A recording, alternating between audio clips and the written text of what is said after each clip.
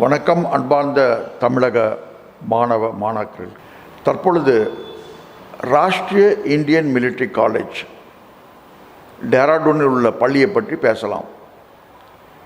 தமிழகத்தில் கடந்த ஆண்டு 84 மாணாக்கர்கள் இதற்காக தேர்வு எழுதினார்கள். ஆயின் ஒரு மாணாக்கர் கூட தேர்வாகவில்லை. இது ஏன் அப்படின்னு பார்க்கும்போது நம்ம தமிழக மாணாக்கர்களுக்கு இதோடைய சிறப்புத்தன்மை சரியாக தெரியதில்லை. எப்படி ப்ரிப்பேர் பண்ணுறது, எந்த விதத்தில் கொஸ்டின் கேட்பாங்க, இது ஏன் பண்ணுறாங்க அப்படிங்கிற அந்த விழிப்புணர்வு இல்லை. இந்த விழிப்புணர்வை கொண்டு வரக்காக கோயம்புத்தூரில் டிஃபென்ஸ் அகாடமி 2 முன்னாள் இராணுவ அதிகாரிகள் திறந்துள்ளார்கள். இது கடந்த 2020, அதாவது கோவிட் ஆரம்பித்த உடனே ஸ்டார்ட் பண்ணியிருக்கோம். திரு பாஸ்கர் அவர்கள் 30 ஆண்டுகள் இராணுவத்தில் பணிபுரிந்திருக்காரு. அது இல்லாமல் அவர் பல motivational lectures all over the world gone around பேசியிருக்காரு. ரெண்டாவது, இப்போ நான் உங்கள் முன்னால் இருக்கவன் நான் லெஃப்டினன்ட் கர்னல் ஜெயவேலு. தமிழகத்தில் உள்ள சைனிக் பள்ளி அமராவதியில் பயின்றிருக்கேன். நாங்கள் 2 பேர் இணைந்து தான் இந்த நிறுவனத்தை உருவாக்கியுள்ளோம். எங்களுடைய மெயின் எய்மே இராணுவ காலத்துக்கு அப்புறம் வரக்கூடிய சமுதாயத்தின சைனிக் பள்ளி, RMS Rashtriya military school, Rashtriya Indian military college இது போன்ற நிறுவனங்களில் குழந்தைகளை சேர்க்கறது.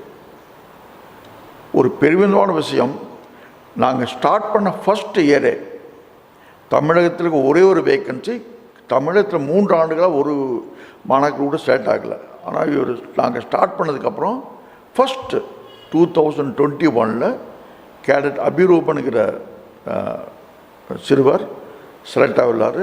இப்பொழுது ரொம்ப பெருமையாக இருக்குது சொல்கிறதுக்கு. அவங்க இப்போ ஆர்ஐஎம்சியில் சந்திரகுப்தா என்ற ஹவுஸில் சேர்ந்துள்ளார். நல்லா சிறப்பாக பண்ணிகிட்ருக்கார். அடுத்த ஆண்டு திரு பாஸ்கரனுடைய முயற்சினால் ஆன்லைனே ஆரம்பிச்சிருக்கோம். இந்த ஆன்லைன் ஆரம்பித்ததுக்கப்புறம் எங்களுக்கு டபுள் தமாக்கா.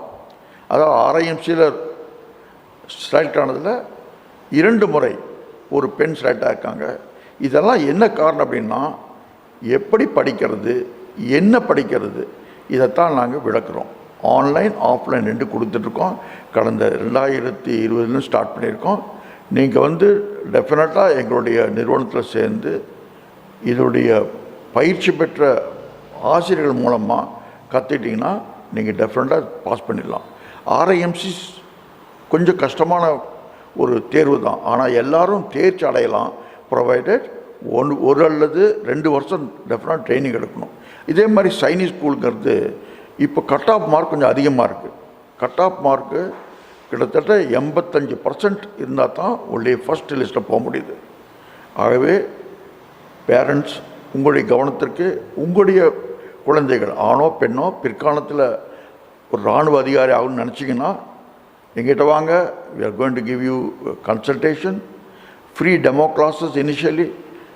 அதற்கப்புறம் உங்கள் குழந்தைகளை சேர்த்து பயன்பெறுங்கள். வருங்காலத்தில் இராணுவத்தில் தமிழகத்திலேருந்து அதிகப்படியான நபர்கள் சேருவார்னு எதிர்பார்க்கிறோம்.